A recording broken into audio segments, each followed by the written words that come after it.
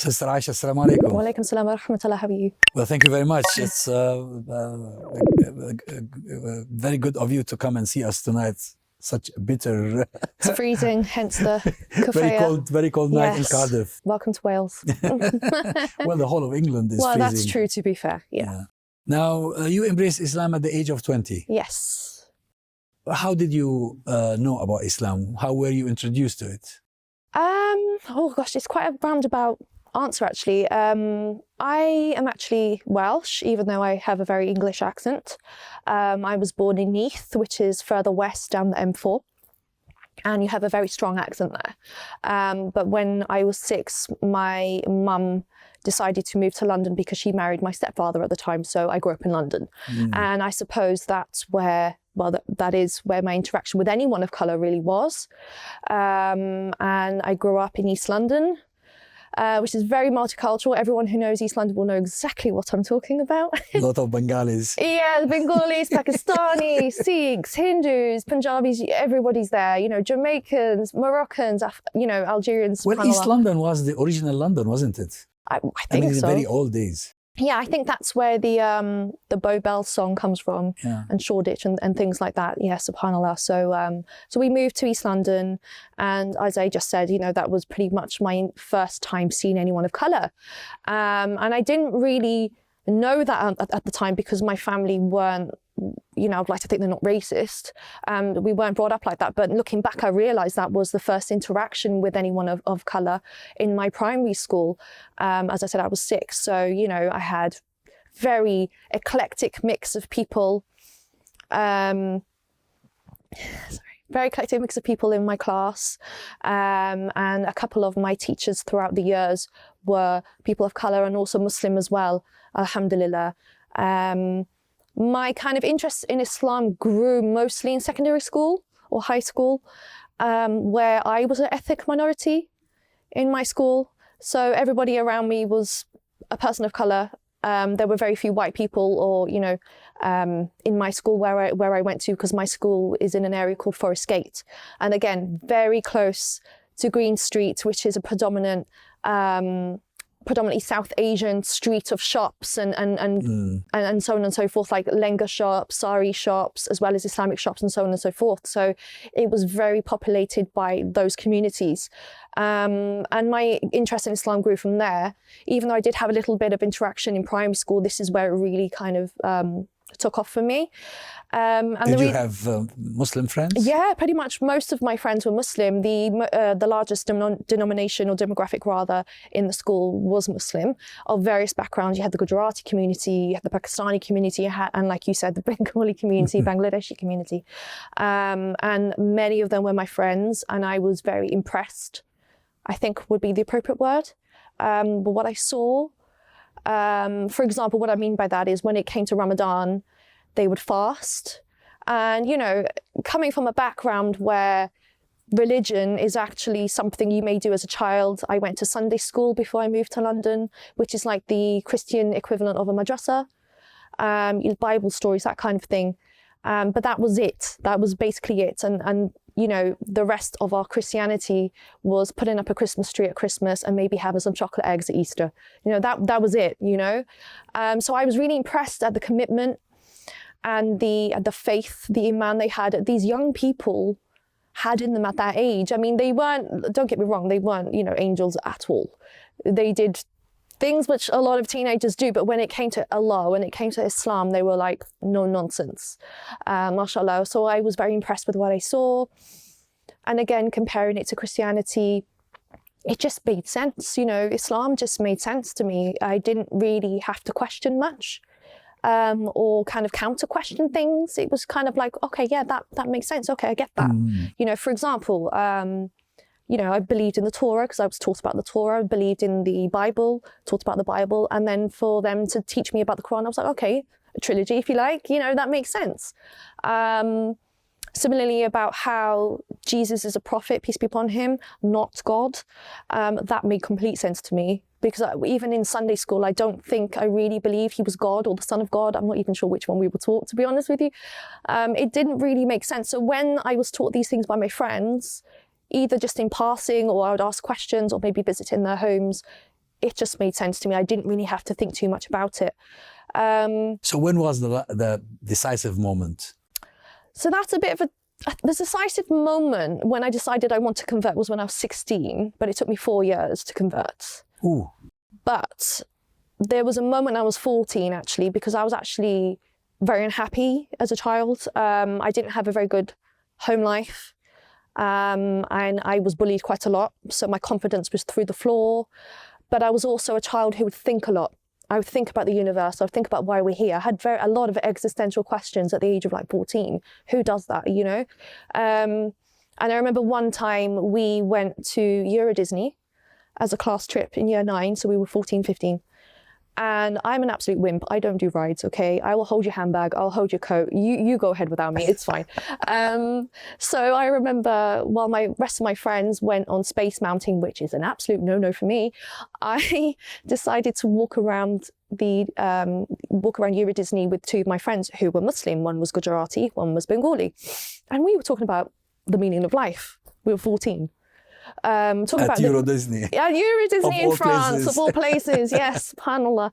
And I don't remember all the conversation because obviously it was such a long time ago now, but I do remember asking a question about, but what if there's no God, i.e. what's the point of it all? Why are you doing all of this? And again, I can't really remember what they answered, but I remember answering on my own behalf and saying that even if there wasn't, I'll be living a better and cleaner life. Oh. And again, fast forward to, I made a decision when I was 16 that I wanted to, but it took a lot of time to research. And if I'm honest, I was a little bit distracted, which we don't have to go into, but yeah, I was a little bit distracted. But that distraction kept me away from a lot of haram. So I've never been to a club. I've never been drunk. And I've never taken drugs. Subhanallah. Not that I'm perfect, I'm not, I promise you. But I've not done these things. Nobody's perfect. Right, exactly. But that distraction in some way was a catalyst for me converting as well. I'll give you an example. So I remember I used to work in Liverpool Street Station in London, and I actually got the job a day or 2 after the 7/7 bombs went off in London. Oh, that was 2005. 2005. Yeah. And by this point, I had been reading books, I had been researching about Islam. I had stopped eating pork, not that I ever did much anyway. And I stopped all gelatine. So I was checking my food, I was checking my sweets, I was doing all of those things because I was preparing myself to be, for the conversion that would be impending whenever it would be. And But the 7/7 didn't put you off? No, because I knew that wasn't Islam. And the same with 9/11, knew that wasn't Islam. I was 16 when that happened. And I remember watching 9/11 on the news, coming home after school thinking, oh my goodness, it looks like a movie. Who would do this? Yeah, and it looks like something that you've seen in a Hollywood movie, And I just knew that's not Islam. I don't think any religion that professes peace, that they wouldn't do that. That's just not Islam. Yeah. It's a no-brainer, if you like. And going back to the time when I was working in Liverpool Street Station is a good 15-minute brisk walk from East London Mosque. Okay, so you're around the corner from Aldgate East, you're around the corner from Whitechapel, you're around the corner from those areas. And so I would see this mix of people again in London, walking through the station. And there was a period of time where I thought, okay, fine, if I'm going to convert, I know I have to wear hijab. And that's something I have to get used to because I had this issue with how I look, given that I was bullied. So for me, it still is actually. Why were you bullied? Boys not being very nice, picking on me. Yeah, for many, many years. People in the street said horrible things, which I can't repeat, on buses and whatnot, about how I look. Kids and people aren't very nice, are they? Well, you look okay. What's the problem? Hope so. Well, I don't know, but I was picked on a lot. And so my self-esteem wasn't the best. And so I decided to go to Green Street, the same road I discussed earlier, and buy a hijab. And I bought a hijab and I started wearing that before I took my shahada. Subhanallah. It was and I was dressing modestly anyway, because I was never really into that kind of stuff. I didn't really get why. And at the end of the day, I'm not one of those women who thinks that, oh no, you should be absolutely covered up because it's your fault that men are the way they can be. No.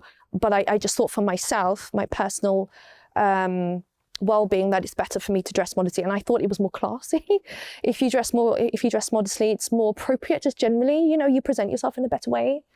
Over 100 years ago, most women dressed modestly everywhere. Exactly, you know. So it's just in these last few decades that things have declined. Same with men though. You know, fashion I think is just gone all over the shop at the moment. And so I wore that to work. In Claire's Accessories. It was Claire's Accessories, there you go, in Liverpool Street Station. So I wore it to work. And I also remember a few months later, so I had my 20th birthday in September. And come October, I was in work again. And I was in my hijab, obviously. And I would just daydream all throughout my shift. My manager must have got sick of me. I was daydreaming throughout my shift of just wanting to be a Muslim. Like the longing. Is that an urge? Yeah. Oh yeah, subhanallah. You were reading at the time. I was reading, I was learning, I so many different things. I read, not even like books of knowledge per se, but things like From My Sister's Lips by Naima B. Roberts, for example. I got gifted that, and I read that on the tube. And I remember actually looking back on it, I remember reading that on the tube, and what I realised now, they were Muslim, but they were looking at me kind of smiling, thinking, oh, she might convert. And I did, so there you go. Mashallah. But lots of different things. I can't remember exactly what, but so many books. So many books. My head was stuck in a book. And then, so I contacted certain people to organise for me to take my Shahada, because at that time I was absolutely terrified of going to the mosque. Like, terrified. Why? Because one, I only knew that East London Mosque had space for women. And two, it's so big. It's huge. And oh my God, what if I walk through the wrong door? Or, the fear of doing something wrong or etiquetely wrong, with wrong etiquette rather, it's a real thing for a newbie, And so I think the phone call to East London Mosque was made on the Tuesday. And I remember my little sister at the time, who's now 31, but she was 12, she was helping me recite the Shahada, because at the time it was a tongue twister. Your own sister? My little sister, yeah, because her teacher at the time was Pakistani. So she was helping me recite the Shahada, practicing the Shahada. Is she a Muslim now? That's an interesting story in its own, and that's one for her to tell. May Allah guide her, Ameen. All of them, actually, all my family. But come Sunday, I remember saying to my mum, okay, Mum, along the lines of, Mum, when I come back, I'm going to go to the mosque to take my Shahada. When I come back, I'll be Muslim. And it was kind of like, okay. She didn't mind? She knew it was on the cards. There were certain things where she just knew, So the conversion did not make it difficult for you at home? Kind of. So my dad, as I kind of mentioned earlier, it was my mum and my stepfather who were together at the time. So my mum and my father divorced when I was very young. He's still here, and he remained here in Wales. So the relationship with him was very much a phone call relationship, and I would only see him maybe once or twice a year. It was never often. Did you tell him? I did, yes. And the first thing he said was on the phone, he used my actual name. He said, Kaylee, that's my actual name, but I just don't use it. Prefer Aisha. Kaylee, I'm disappointed you changed your religion, because as far as I'm concerned, the only God is Jesus. Bearing in mind, we don't come from a very religious family, but because of the culture, the very working class Welsh culture and of the 50s, 60s, whatever it was, very old school, again, to use that phrase, very old school. For him, it must have been an absolute whoa. And if you also recall as well, around about 2005, I think there was a lot of stuff going on in Iraq and Afghanistan, if I can recall rightly. And actually what happened then the year later, so I took my Shahada October 30th, 2005. And I never kept it from anybody. I was always open, I was very honest. Probably naively so, actually. That young naivety, especially when you're 20, you think you know it all, when actually you really enthusiastic don't. Also. Oh, yeah. Very enthusiastic. But again, just kind of thinking everyone's going to think it's rainbows and unicorns when actually it's not. They have an opinion, And so fast forward to 2006, I came down to Wales for Christmas. I think by this point, my older sister had already moved back home. because she missed home, and she's 5 years older than me, so she missed Wales, so she came home already. But I was staying with my father, and I was staying with my grandfather. My grandfather was in his 90s. And I remember I said how old school they were. So I didn't have to wear hijab, obviously, in the house. And I never left the house for 3 days. I was bored out of my mind, if you want me to be honest, so bored. But I prayed, and I never hid my prayers from them. I answered any questions that they had openly, honestly, didn't elaborate on them. I just said, this is this, X is Y, whatever. That doesn't make sense, but you know what I mean? But when it came to Christmas, so I came down about 2 days before Christmas, so third day, Christmas Day, I had a pescatarian Christmas dinner. So I had fish. Yeah, of course, as you do. And my sister came, but it was the evening which was problematic. So it must have been about 10 o'clock in the evening, obviously really dark. It's Christmas night. Christmas night. And I remember being in the living room, and in the corner here, obviously the way I'm looking, the corner here was my grandfather's chair. You know, your grandfather, your dad, you know, they have a chair, don't they? Your parents, they have a chair.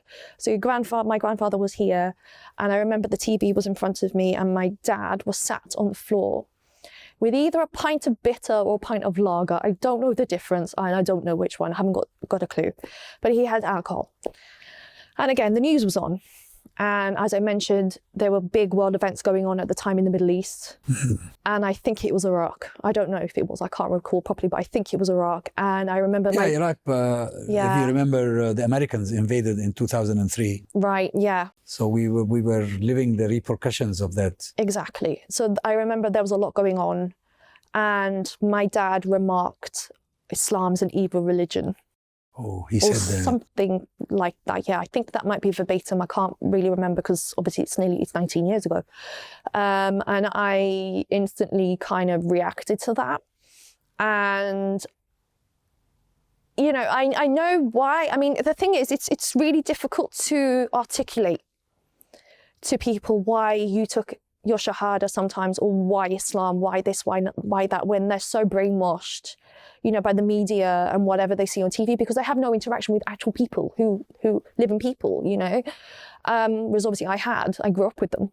I know what they were like. I knew how hospitable their cultures were. Every single culture, no matter which one it is, you're all hospitable. It's amazing, you know. It puts us British people to shame, honest to God. You'd be lucky to get a cup of tea and a biscuit. You know, I know all the good stuff. I know about the real Islam. I'm living it myself. So to articulate that to my father, who just sees war, destruction, death, or whatever is being portrayed on the TV, how do you put that into words as a 21-year-old who doesn't really have much knowledge? You need to know the background to all of this to explain it. Right. And it's only over time where you kind of learn that. And I'm still learning. That, for example, like I remember Palestine. once I was asked by an FBI officer, what would you say about terrorism? He asked me.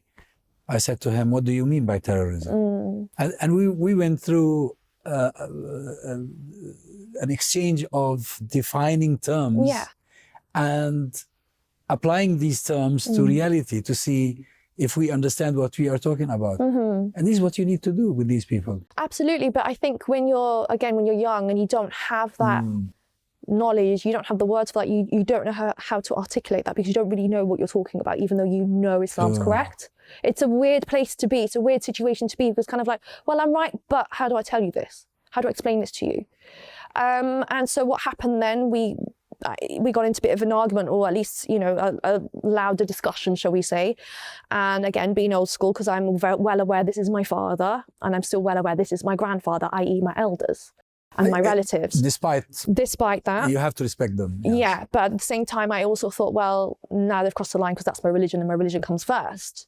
So I remember that they obviously weren't backing down. My grandfather in particular, I remember this to this day, he leant forward in his armchair and he used my other name. He said, Kaylee, in the morning, pack your things and go.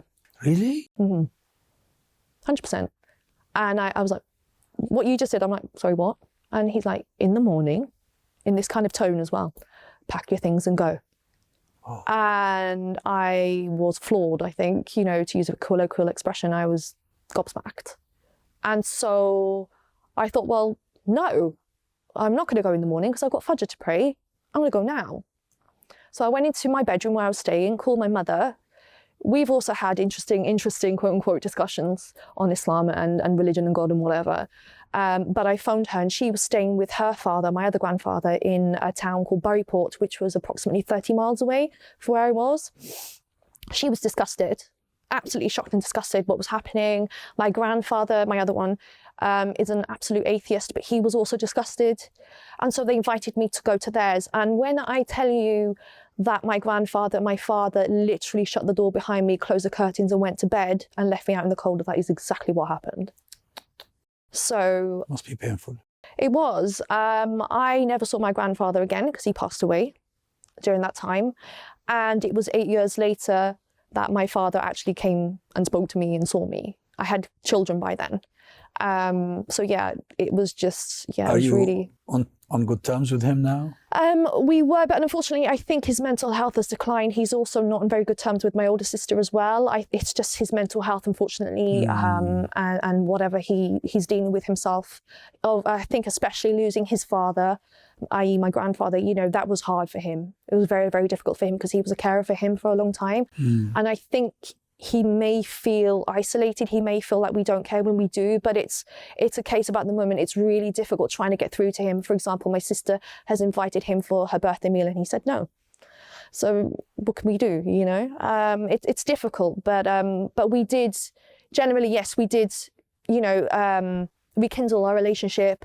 And, you know, when I moved back to Wales, because I moved back 4 years ago, he was over the moon, you know. At first, I don't really know what's happened since then because I would visit him regularly with the children and whatnot. But unfortunately, I think his mental health has unfortunately taken a turn for the worst. Now, you told me that it was because of the community in London, in East London, that you started opening your eyes to Islam and searching.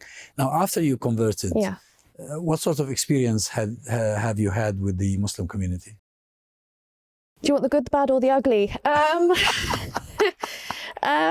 When I first took Shahada in 2005, there weren't many organisations in London.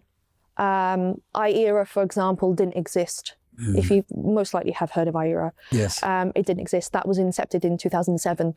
I was pretty much a lone ranger.